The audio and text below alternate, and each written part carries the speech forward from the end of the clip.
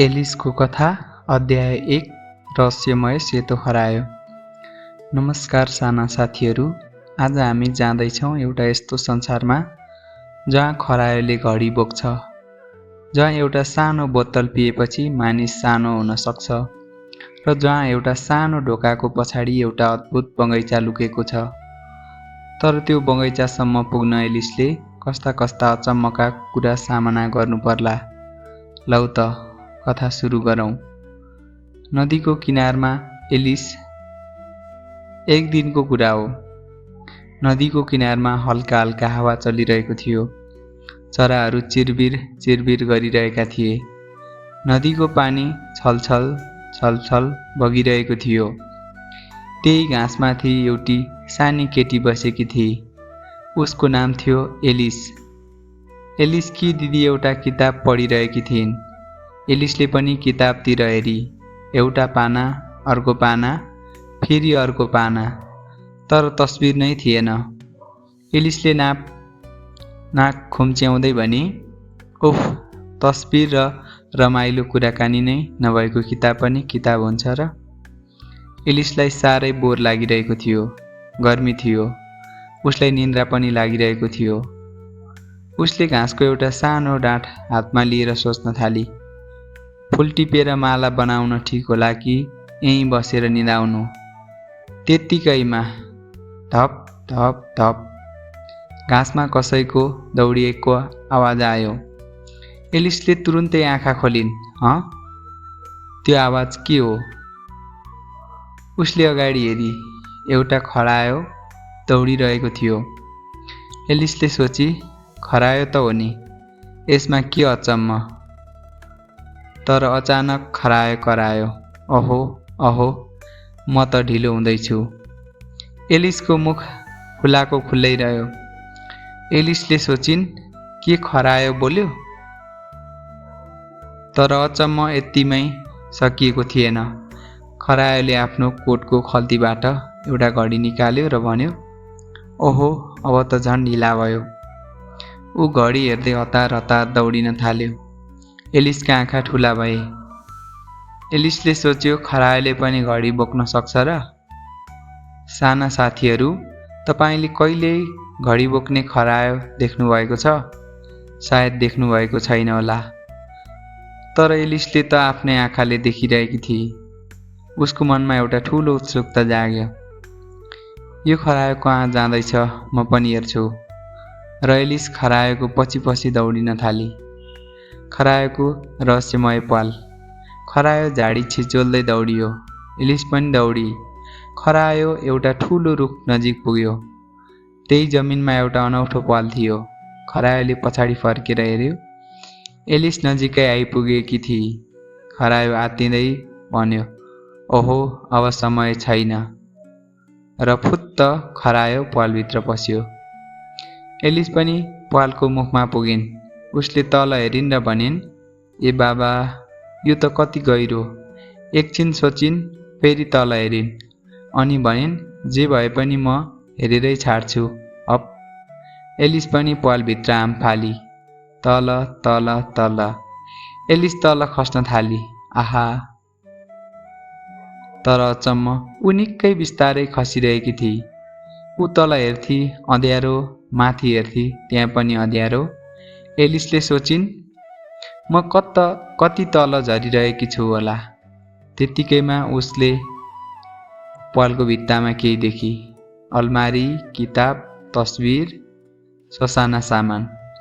एलिसले एउटा किताब समात्न खोजी, तर फुस्स, किताब उसको हातबाट छुटेर माथितिर गयो। एलिसले हाँस्दै भनी, यहाँ त किताब पनि म भन्दा छिटो यात्रा गर्दो रहेछ। केही तल गएपछि उसले एउटा जार देखी। जारमा लेखिएको थियो, अरेन्ज मेर्मेलेन्ड। एलिसले जार समाती, खोली, तर खाली देखेर भने, ओहो, यो पनि खाली रहेछ। उसले जार तल फाल्न खोजी, तर तुरुन्तै रोकिन्। होइन, कसैको टाउकोमा लाग्यो भने। त्यसैले उसले जारलाई छेउको अलमारीमा राखिदिई अनि फेरि तल झर्न थाली। तल तल तल। एलिसले सोच्न थाली, सायद म पृथ्वीको अर्कोपट्टि पुग्दैछु। त्यहाँका मानिसहरू उल्टो हिँड्छन् कि क्या हो? ऊ आफै हाँसी। त्यहाँ पुगेपछि म सोध्छु, म्याम, यो न्युजिल्यान्ड हो कि अस्ट्रेलिया? एलिसलाई निन्द्रा लाग्छ। यति लामो यात्रा गरेपछि एलिसलाई अलिकति निन्द्रा लाग्न थाल्यो। उसले आफ्नो बिरालो डाइनालाई सम्झी। एलिस, डाइना अहिले के गर्दैछ होली? सायद मलाई सम्झिरहेकी होली। बा, सायद आमासँग सुतिरहेकी होली। अनि उसको दिमागमा अर्को अनौठो प्रश्न आयो। बिरालोले चमेरा खान्छ होला कि चमेराले बिरालो खान्छ होला? यस्तै कुरा सोच्दा सोच्दै एलिसको आँखा बन्द हुन थाल्यो। तर अचानक धप्प, एलिस जमिनमा आइपुगी। एलिसले भने, आउच। ऊ सुक्खा पातको थोप्रोमा खसेकी थिए। उसले हात खुट्टा चलाएर हेरी, हात ठिक, खुट्टा ठिक, टाउको पनि ठिक। ऊ उठी अनि अगाडि हेरी। खरायो फेरि त्यहाँ त्यही खरायो देखियो। खरायो अझै दौडिरहेको थियो। खरायोले आफैसँग भन्यो, मेरो कान र जुङ्गा, म त साह्रै ढिलो भइसके। एलिस चिच्याए, ए पर्खनुस्। तर खरायो झन् छिटो दौडियो। एलिस पनि पछि पछि दौडी। खरायो एउटा कुनामा मोडियो। एलिस पनि त्यहाँ पुगिन्। तर खरायो गायब भयो। एलिसले दायाँ हेरी, बायाँ हेरी, माथि हेरी। एलिसले सोचिन्, खरायो कहाँ गयो? उसले बिस्तारै भने, यो ठाउँ त साँच्चै अनौठो रहेछ। सयौं ढोका। एलिस अगाडि बढ्दै गई। अचानक ठुलो हल्ला। चारैतिर ढोकै ढोका। सानो ढोका, ठुलो ढोका, अझ ठुलो ढोका। तर सबै बन्द। एलिसले एउटा ढोका तानिन्। खुल, खुलेन। अर्को ढोका, कृपया खुल्न, खुलेन। तेस्रो ढोका, तिमी पनि बन्द, खुलेन। एलिसले रिसाउँदै भने, यहाँका ढोकाहरू पनि कति जिद्दी। त्यतिकैमा उसको नजर एउटा सानो टेबलमा पर्यो। टेबलमाथि चम्किरहेको थियो सुनौलो साँचो। एलिसले साँचो उठाए। अब त पक्कै कुनै ढोका खुल्छ। उसले एउटा एउटा गर्दै साँचो लगाए। तर क्लिक, खुलेन। अर्को क्लिक, खुलेन। अर्को क्लिक, त्यो पनि खुलेन। एलिसले दुखी हुँदै भनिन्, यो साँचो त कामै नलाग्ने रहेछ। तर एकछिनपछि उसको नजर एउटा सानो पर्दामा पुग्यो। यो पर्दा यहाँ के गर्दैछ? उसले पर्दा हटाई र सानो ढोका एलिसले सुनौलो साँचो ताल्चामा हाली। झक, ढोका खुल्यो। अद्भुत अद्भुत बगैँचा। ढोकाभित्र एउटा सानो बाटो थियो र त्यो बाटोको अन्त्यमा एउटा अद्भुत बगैँचा। रातो फुल, पहेँला फुल, नीला फुल, बैजनी फुल, हरिया बोटबिरुवा, चम्किरहेको फोहरा। एलिसको आँखामा खुसी चम्कियो। एलिस, वाह, म त्यो बगैँचामा जानै पर्छ। तर उसले ढोकाबाट छिर्न खोजी। टाउको अगाडि लगिन्। ठोक, अगाडि सानो ढोका। आउच। उसले फेरि प्रयास गरी, तर ऊ छिर्नै सकिन। होइन, यो त मेरा लागि साह्रै सानो रहेछ। ऊ दुखी भई। तर त्यत्तिकैमा टेबलमाथि उसले एउटा सानो बोतल देखी। त्यसमा लेखिएको थियो, ड्रिङ्क मी। एलिसले बोतल उठाए। एलिस, यो पिएँ भने के होला? उसले बोतल चारैतिरबाट हेरी। एलिस, कतै यसमा विष त छैन?